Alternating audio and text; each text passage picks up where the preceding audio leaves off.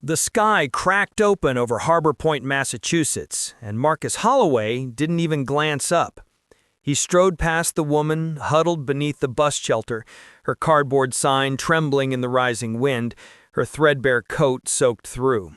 She called out, something about needing help, about a sick child, but Marcus's Bluetooth chirped with Tokyo on the line, and he raised one dismissive hand without breaking stride.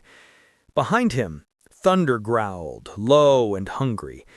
The woman's eyes followed his $1,000 shoes as they splashed through the gutter, and for just a moment the wind stilled, as if the world itself were holding its breath. What Marcus didn't know, as he disappeared into the steel and glass tower that bore his family's name, was that within 3 hours, that same woman would be the only thing standing between him and the unforgiving dark, and that by morning, the storm would rewrite every certainty he'd built his empire upon.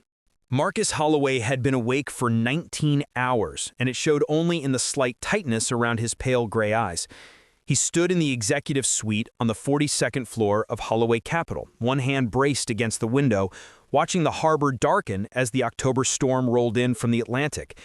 His reflection stared back, angular jaw, dark hair swept back with precision, tie still knotted despite the late hour. Below, the city lights flickered and blurred through sheets of rain. "Mr. Holloway, we should reschedule the Pemberton call," his assistant Diane said from the doorway, tablet in hand. "The weather service just upgraded to a severe storm warning. Coastal flooding expected." Marcus didn't turn. "Pemberton's been dodging us for 6 weeks. If I don't close this merger tonight, Vanguard will poach the deal by Monday." He checked his watch, a vintage Patek Philippe his father had worn, back when the old man still recognized him. "I'll take the coast road, faster than the expressway in this weather." Diane hesitated, her professional composure cracking. "Marcus, it's not safe. The tide." "I've driven that route 1,000 times." He finally turned, offering the efficient, dismissive smile that had closed 100 boardroom negotiations. "Go home, Diane. Make sure the team clears out. I'll be fine." He gathered his briefcase and wool overcoat, barely registering Diane's worried expression as she retreated. The elevator ride down felt endless, the cables groaning against the wind, battering the building's steel frame. Marcus pulled up the Pemberton file on his phone, reviewing projections, running numbers. His father had built Holloway Capital from nothing, a dock worker's son who'd leveraged one brilliant investment into an empire.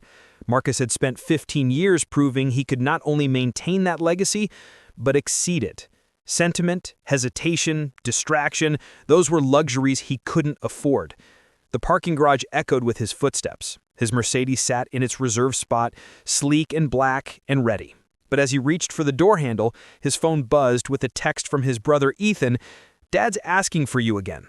Doesn't remember you left. Thought you were still 12. Please come by this week." Marcus stared at the screen, jaw clenching. Alzheimer's had stolen his father piece by piece over the past 4 years, leaving behind fragments and confusion. Visiting meant watching a giant reduced to questions and fear. Meant confronting the inevitable end Marcus couldn't negotiate or acquire his way out of. He pocketed the phone without responding and slid into the driver's seat. The coast road unwound before him, slick and black and deserted. Rain hammered the windshield, the wipers struggling to keep pace. To his right, the harbor churned, waves already cresting over the seawall in places, sending spray across the asphalt. The radio crackled with emergency alerts, but Marcus turned the volume down and focused on the road. 20 minutes to the Pemberton estate in Marblehead, 1 hour to close the deal, then back to the city before the worst hit.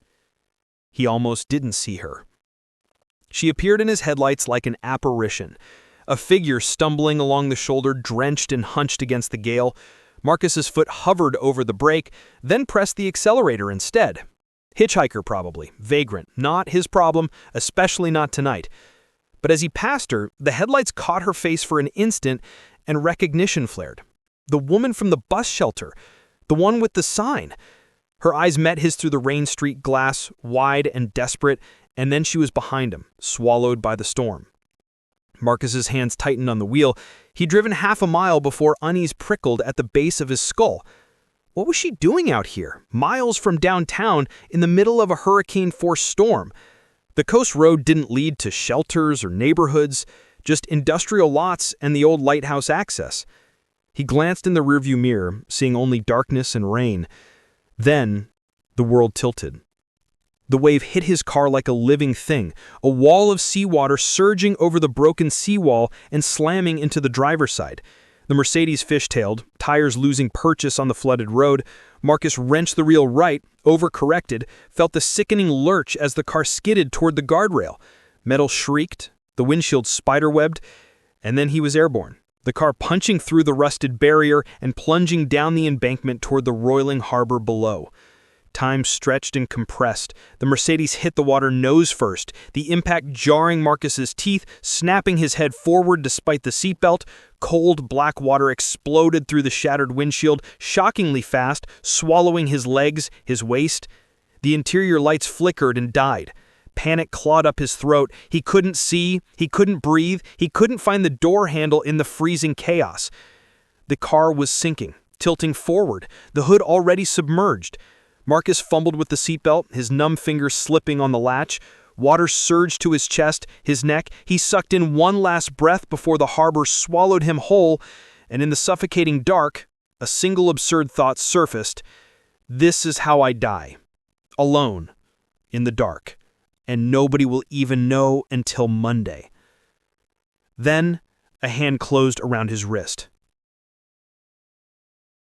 Part 2. Pulled from the depths. The hand was small and impossibly strong, dragging Marcus upward through water that felt like concrete. His lungs burned, his vision tunneled, but the grip never loosened, pulling him toward a faint glow that might have been the surface or might have been hallucination. His head broke through into wind and rain and blessed gasping air, and someone was shouting, "Kick! Help me, damn it! Kick!" Marcus kicked. His arms moved on instinct, thrashing toward the embankment that had become a churning shoreline. The waves fought him, dragging him back toward the submerged car, but that hand, still locked on his wrists, hauled him forward inch by brutal inch. His knees scraped rock, his palms hit gravel, and then he was on solid ground, collapsing onto the flooded shoulder, coughing up seawater and bile while the storm roared overhead. "You're okay. You're okay. Breathe." The voice was hoarse, female, shaking with exertion and cold. Marcus rolled onto his back, rain streaming from his hair, and the woman knelt beside him, her drenched coat clinging to her thin frame, her dark hair plastered to her skull. The cardboard sign from earlier was gone, lost to the storm. "You," Marcus croaked, his voice raw, "you pulled me out. Somebody had to." She sat back on her heels, breathing hard, her face stark white in the darkness. "Your car went under fast. I thought—" She broke off, shaking her head. "Can you stand?" Marcus tried, his legs wobbled, but adrenaline and pride forced him upright. He swayed, and the woman steadied him with a hand on his elbow.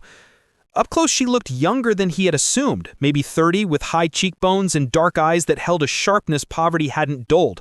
Her hands were calloused, her nails chipped. The cardboard sign from earlier was gone, lost to the storm. "What's your name?" Marcus shouted over the gale, needing something human to anchor himself. She glanced back, rain streaming down her face. Elena Vasquez. Marcus Holloway. The name felt absurd out here, stripped of context and power. "Thank you for pulling me out. I would have—" He couldn't finish the sentence. Elena didn't answer, just kept walking. The service station materialized out of the storm like a ghost, a squat cinder block building with boarded windows and a rusted canopy sagging over the empty pump islands. The door hung crooked on broken hinges. Elena kicked it open and pulled Marcus inside, into darkness that smelled of mildew and old gasoline. "Wait here," she said, and disappeared into the black. Marcus heard rustling, a muttered curse, then a flare of light. Elena had found a half-melted candle and a lighter, probably left behind by previous squatters. The flame guttered and the drafts leaking through the walls, but it held, casting wavering shadows across the gutted interior. A metal desk sat overturned in the corner. Broken shelving lined the walls. Graffiti covered every surface. Elena set the candle on the desk and turned to Marcus, her expression unreadable. "Get out of that jacket. You'll freeze if you stay in wet clothes." Marcus fumbled with his coat buttons, his fingers still numb. Elena pulled off her own threadbare jacket, wringing it out before draping it over the desk's edge. Beneath, she wore a faded flannel shirt and jeans with holes at the knees.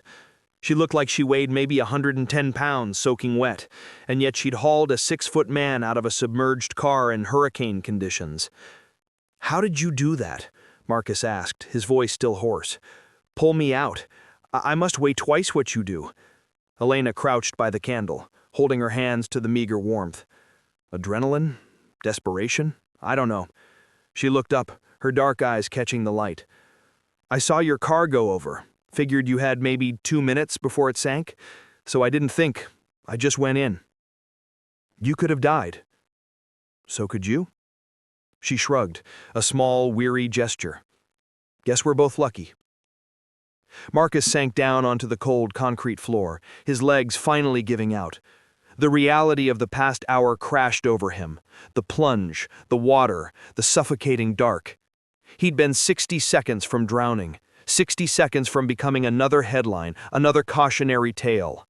And the woman who'd saved him was someone he'd dismissed without a second glance twice, because she didn't fit into the neat categories his world recognized as valuable.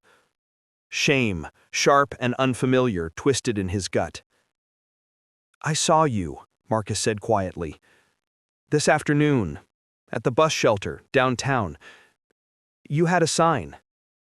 Elena's expression shuddered. "Yeah, I did." "What did it say?" She was silent for a long moment, staring at the candle flame. When she spoke, her voice was flat. "It said, 'Please help. My daughter needs medicine. She has epilepsy. The insurance we had through my ex-husband's job expired when he left. I've been trying to get on state assistance, but the paperwork takes months, and her prescription costs $300 I don't have." She met his eyes, defiant. "So yeah, I was begging. That's where I'm at." Marcus opened his mouth, then closed it. What could he say? "I'm sorry" felt obscene. "I should have stopped" was too little, too late. The distance between their lives yawned like a chasm, and he'd spent the entire day treating that distance as natural, as justified. "Where is she now, your daughter?" "With a neighbor, an elderly woman who watches her when I'm out. I told Mrs. Chen I'd be back by 8. She'll be worried." Her voice cracked on the last word. "How old is your daughter?" 7. Her name's Mia." Elena pulled a battered wallet from her jeans, extracted a small photo protected by plastic, and held it out. Marcus leaned closer. The girl in the picture had her dark eyes and a gap-toothed smile, her hair and pigtails tied with mismatched ribbons. She was wearing a unicorn t-shirt and holding a crayon drawing of a rainbow. "She's beautiful," Marcus said, and meant it. Elena tucked the photo away carefully. "She's my whole world. Everything I do, every choice, every risk, it's for her." She looked at Marcus, and the defiance was back. "So when you walked past me today, when you didn't even look at me, I wasn't just some nuisance. I was a mother trying to keep her kid alive, and I'll do that with or without your help, or anyone else's." The words landed like a blow. Marcus's throat tightened. He'd built his fortune on efficiency, on cutting waste, on focusing resources where they'd yield maximum return. But Elena wasn't waste. Mia wasn't a bad investment. They were human beings caught in a system Marcus had benefited from without ever questioning its cruelty. "I'm sorry," he said, the words inadequate but necessary. "You're right. I should have stopped. I should have listened." Elena studied him for a long moment, then nodded once. "Okay." Outside, the storm howled like a living thing, rattling the boarded windows, sending water seeping under the door. The candle flickered, and in that fragile circle of light, stranded together by chance and catastrophe, Marcus Holloway and Elena Vasquez sat in silence, listening to the world tear itself apart. But somewhere in that silence, something shifted. A recognition, tentative and strange, that perhaps the distance between their worlds wasn't as fixed as Marcus had always believed. The candle burned down to a stub, and Elena found 2 more in the desk drawer, along with a moth-eaten wool blanket that smelled like must and thyme. She handed the blanket to Marcus without comment, then sat against the wall, hugging her knees to her chest. The cold pressed in from all sides, relentless. Marcus wrapped the blanket around his shoulders, but the shivering wouldn't stop. His wet shirt clung to his skin like ice. "Take it off," Elena said, not looking at him. "Your shirt. You'll get hypothermia if you don't." Marcus hesitated, then complied, fumbling with the buttons, his fingers clumsy. He draped the soaked shirt over the desk beside Elena's jacket and pulled the blanket tighter. Elena glanced at him, her expression neutral, then held out her hand. "Share. We'll both freeze otherwise." Marcus slid closer, and Elena tucked herself under the blanket's other half, careful to maintain a few inches of space between them. The shared body heat was immediate and vital, driving back the worst of the cold. They sat shoulder to shoulder, staring at the candle, listening to the storm's fury. "Tell me about her," Marcus said after a while. "Mia." Elena's mouth curved in a faint smile. "She's stubborn, smart as hell. Loves dinosaurs and SpaceX launches and those gross gummy worms you get at gas stations." The smile widened. "She wants to be an astronaut, built a rocket ship out of cardboard boxes last month, and wore a tinfoil helmet for a week straight. Wouldn't take it off, even for school." Her voice softened. "She's brave. Braver than I am. She's had 3 grand mal seizures in the past year, and every time she comes out of it scared, but trying to crack jokes so I won't worry." "Sounds like her mom," Marcus said quietly. Elena shot him a sharp look. "You don't know me." "I know you jumped into floodwater to save a stranger. That takes guts." "Or stupidity." But the edge in her voice had dulled. She pulled the blanket tighter. "I wasn't always like this. Broke, I mean. I had a decent job once. Administrative assistant at a medical office. Nothing fancy, but it paid the bills. Then Mia's seizure started, and I had to take so much time off for doctors, for emergency room runs. My boss said she understood, but the write-ups kept coming. Eventually, they let me go." She paused, her jaw tight. "My ex-husband, Daniel, he couldn't handle it. The stress, the medical bills, the uncertainty. He filed for divorce and moved to Florida with some woman he met online. Sends $50 a month when he remembers. So now it's just me and Mia, and I work 3 part-time jobs that don't offer benefits, and we live in a studio apartment with water stains on the ceiling, and some days I'm so tired I can't see straight. But I keep going, because what else is there?" Marcus listened, the weight of her words settling over him. His own problems, the merger, the quarterly reports, his father's decline, felt distant and abstract compared to Elena's grinding day-to-day fight for survival. He'd spent his entire adult life insulated from this kind of precarity, protected by wealth and connections and the safety net his father had built. It hadn't made him happy. He couldn't remember the last time he had felt genuine joy, but it had made him safe, comfortable, blind. "I don't know what to say," Marcus admitted, "except that you shouldn't have to fight this hard. The system, it's broken." Elena laughed, a short, bitter sound. "No kidding. But knowing it's broken doesn't fix it. And people like you—" She stopped, shaking her head.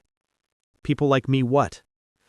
"People like you benefit from it being broken. You're at the top. Why would you want to change it?" Marcus flinched. "That's not... I mean, I've donated to charities. My company has a foundation." "Charities are band-aids. They make you feel better without addressing the wound." Elena turned to face him, her eyes fierce.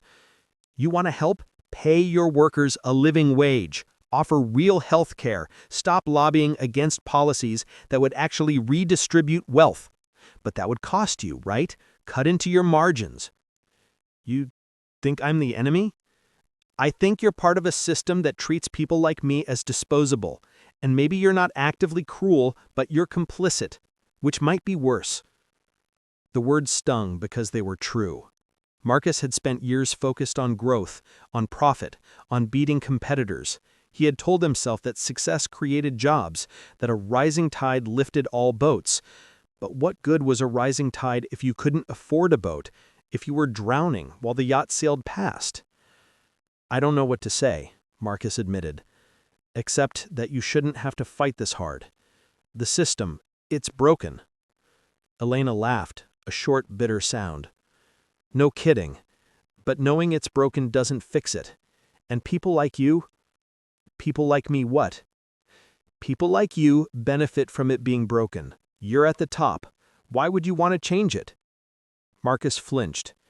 That's not... I've donated to charities. My company has a foundation. Charities are band-aids.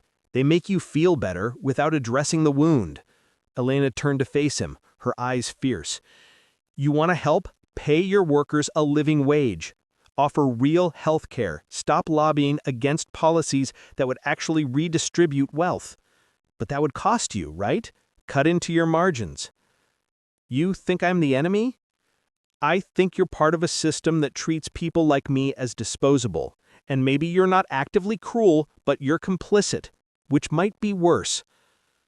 The words stung because they were true.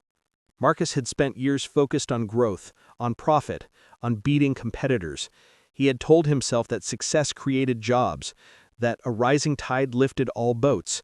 But what good was a rising tide if you couldn't afford a boat, if you were drowning while the yacht sailed past? You're right, Marcus said finally. I've been complicit. I've looked away because it was easier. But I don't want to be that person anymore. Elena's gaze softened, just a fraction. Talk is cheap, especially from guys in expensive suits. Then judge me by my actions. Marcus met her eyes. Starting with me is medicine. Whatever it costs, I'll pay for it. And I'll make sure she has ongoing coverage. No strings. Elena stiffened. I don't want your charity. It's not charity. It's restitution. I ignored you when you needed help. I'm not going to do that again. Why? Because you feel guilty? Yes, Marcus said bluntly. And because it's the right thing to do. And because if I drowned in that car tonight, I'd have died knowing I'd walked past someone in desperate need and done nothing. I'd have died a coward. I don't want that to be my legacy. Elena studied him for a long, searching moment. Then she nodded, slowly. Okay, but I'm paying you back. I don't care how long it takes. Deal. Marcus held out his hand, and after a beat, Elena shook it. Her grip was firm, her palm calloused and warm. The contact sent an unexpected jolt through him, something he couldn't name. They pulled apart, and the silence that followed felt different, less wary, more companionable. Outside, the storm's intensity began to wane, the wind dropping from a roar to a moan. Elena checked her watch, frowning. Almost 11. Mrs. Chen's phone doesn't work half the time. I need to get back to the city. The roads are still flooded, Marcus said, and we're miles from anywhere. We should wait until morning. Mia's alone. I can't wait. Marcus pulled out his phone, the screen dark and dead. Water dripped from the charging port. Even if we could call for help, I don't think anyone's coming tonight. Emergency services are probably overwhelmed. Elena's frustration was palpable. She stood, pacing the small space, then stopped at the door, peering through a gap in the boards. There's a fire station about 3 miles south. If I walk... In the dark, in a storm, on flooded roads? Elena, that's suicide. Then what do you suggest? She whirled on him, eyes blazing. I sit here and hope for the best? That's not good enough. Mia needs me. Marcus rose, keeping his voice calm. I know, and we'll get back to her. But not if you get swept away or hit by debris trying to walk in these conditions. We wait until dawn. The storm should pass by then. We'll find help, get to the city, and you'll be with Mia by midday, I promise. Elena closed her eyes, her shoulders sagging. She'll be so scared. Mrs. Chen will take care of her. You said she's good. She is. Elena rubbed her face. Okay, you're right. We wait.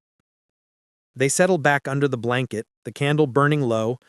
Marcus found himself acutely aware of Elena's presence, the rhythm of her breathing, the faint scent of rain and soap, the way she absently twisted a strand of wet hair around one finger. She was small and fierce and utterly unlike anyone in his usual circles. There was no artifice, no performance, just raw, unvarnished humanity. "Can I ask you something?" Marcus said. "Why were you on the coast road? It doesn't lead anywhere." Elena hesitated. "I was trying to get to Marblehead. There's a woman there, Mrs. Pemberton, who sometimes hires day help for events. I heard she was hosting a party tonight, thought maybe she'd need extra staff. The buses weren't running because of the storm, so I started walking." Stupid, right? Walking 10 miles in a hurricane for a job that probably didn't exist. "Mrs. Pemberton," Marcus repeated, stunned. "Catherine Pemberton?" "Yeah, you know her?" "I was on my way to her house when I crashed, to close a business deal." They stared at each other, the coincidence hanging between them. Elena spoke first. "Guess fate didn't want either of us getting there." "Guess not." Marcus's mind raced. If he'd stayed on course, if Elena hadn't been on that road, he'd have drowned. And if Elena hadn't needed that job, she wouldn't have been there to save him. The chain of circumstances felt less like chance and more like design. "Thank you," Marcus said again, the words heavy with all the gratitude he couldn't articulate. "For my life." Elena met his eyes, and for the first time she smiled. A small one, but genuine. "You're welcome." Outside, the rain slowed to a drizzle. The candles sputtered and died, plunging them into darkness, but neither pulled away from the shared warmth of the blanket. And as exhaustion finally claimed them, Marcus felt something he hadn't in years, a sense of connection, fragile and tentative, but undeniably real.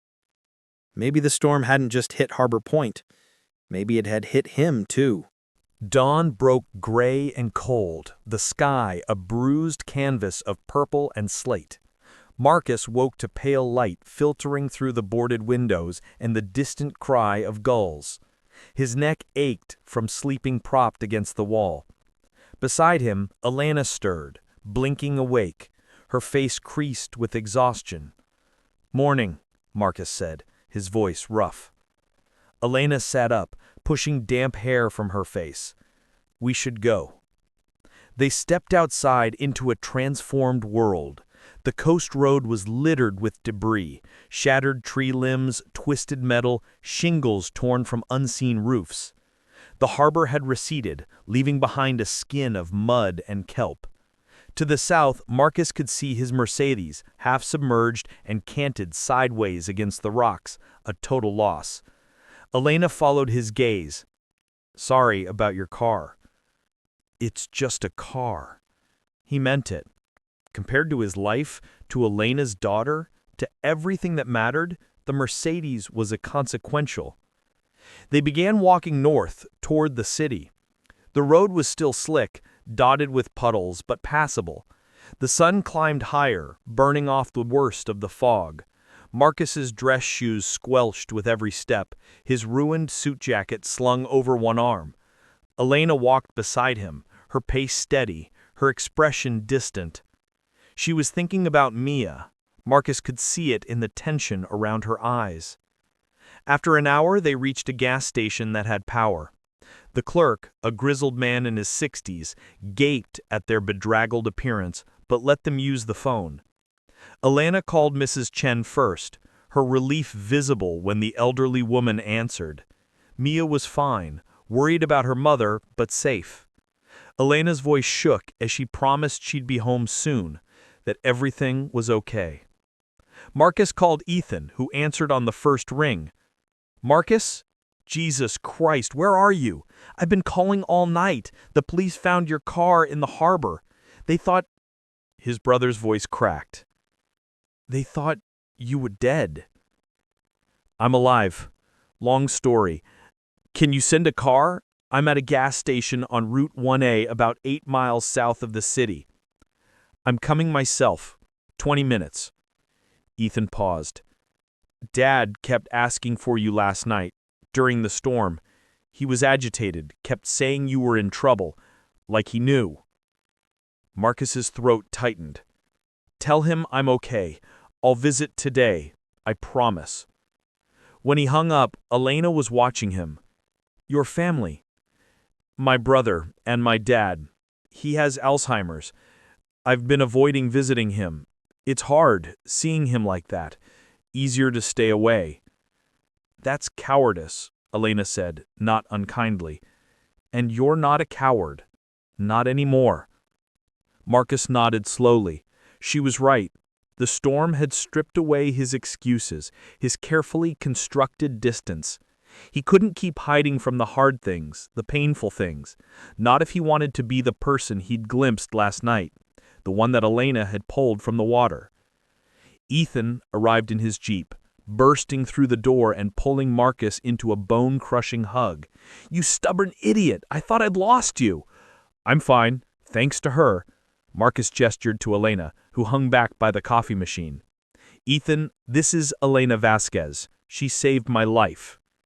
Ethan turned, eyes widening, then strode over and shook Elena's hand vigorously. "Thank you. Thank you. If there's anything I can do." "Give us a ride back to the city.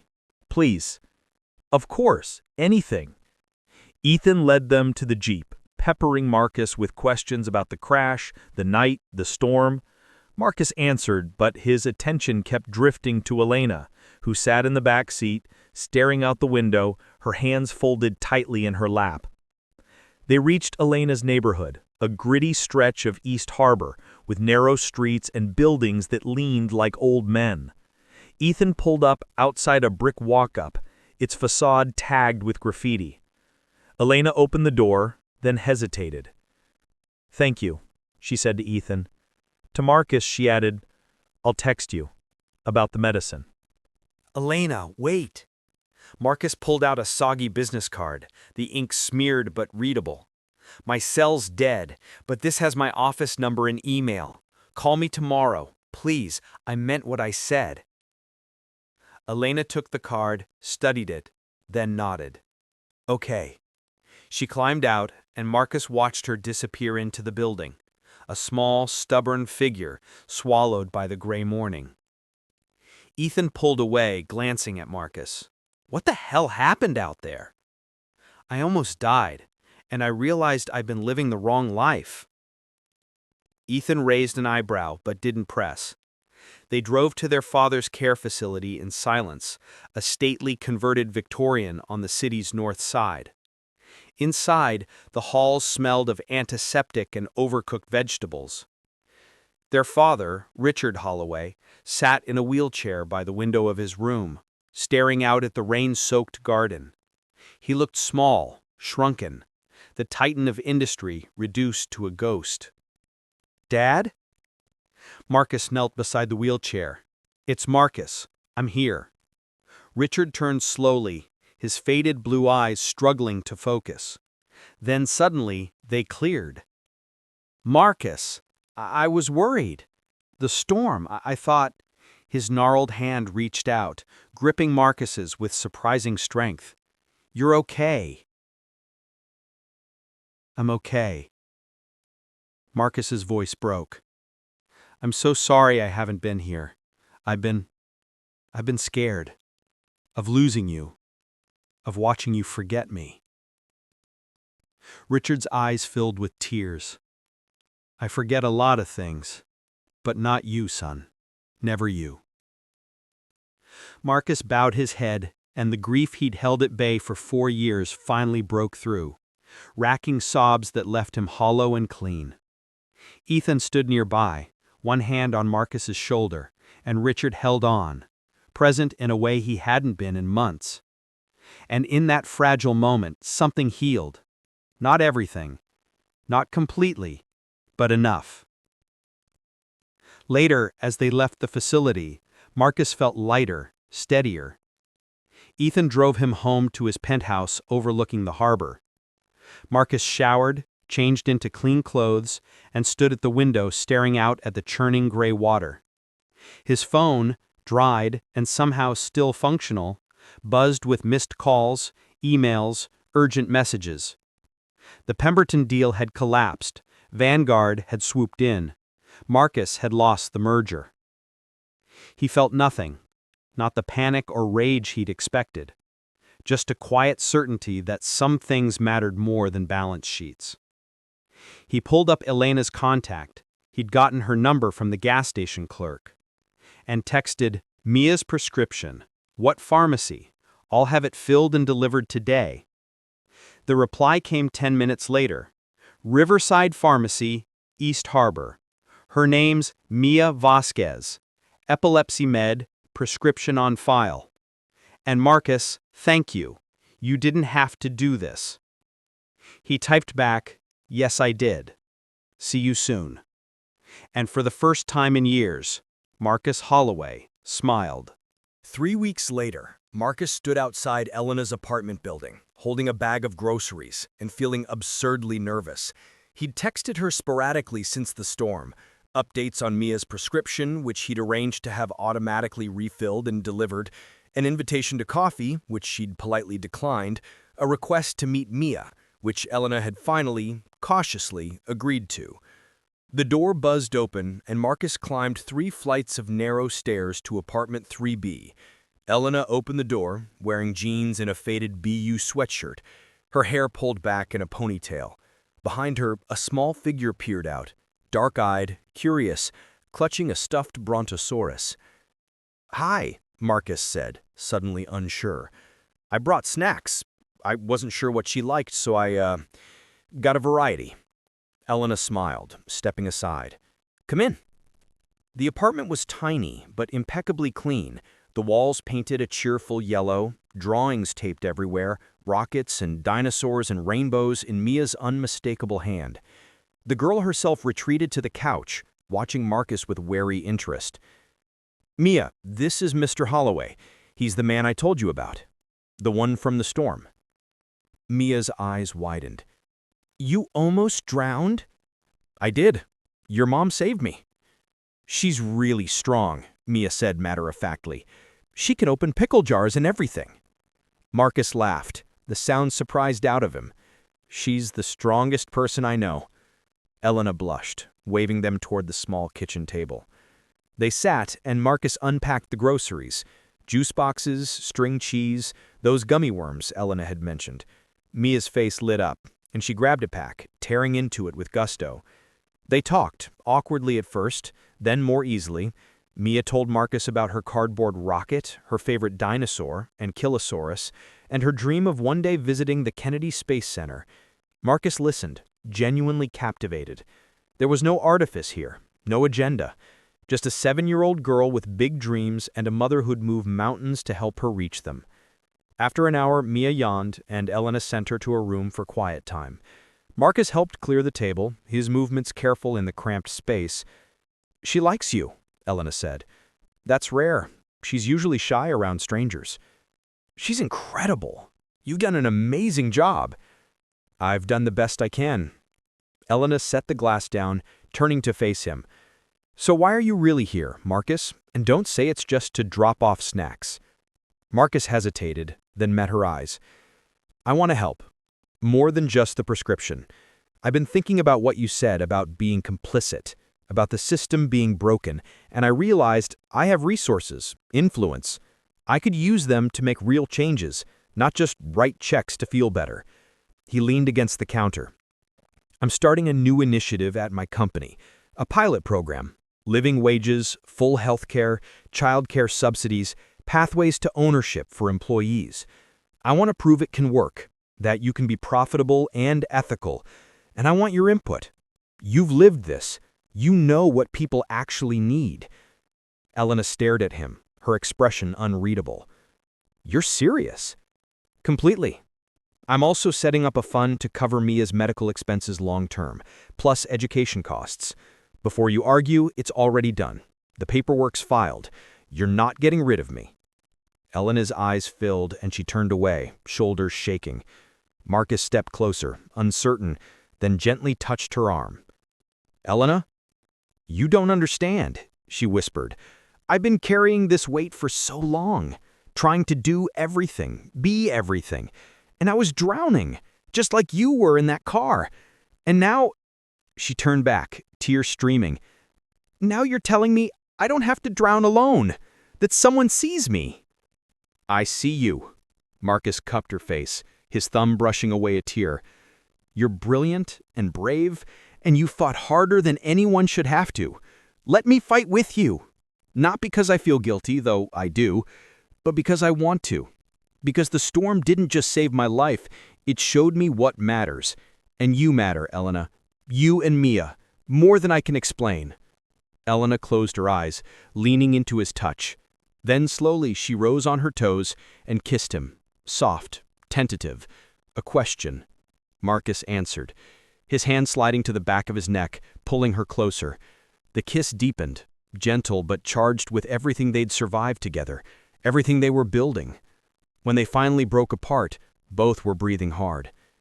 This is crazy, Elena murmured. We barely know each other.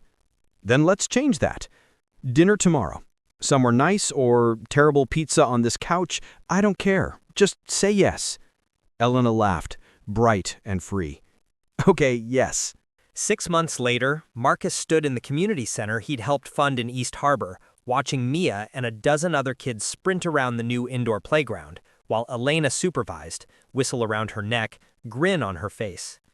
The center offered after-school programs, healthcare navigation, job training, everything Marcus had learned communities actually needed by listening instead of assuming.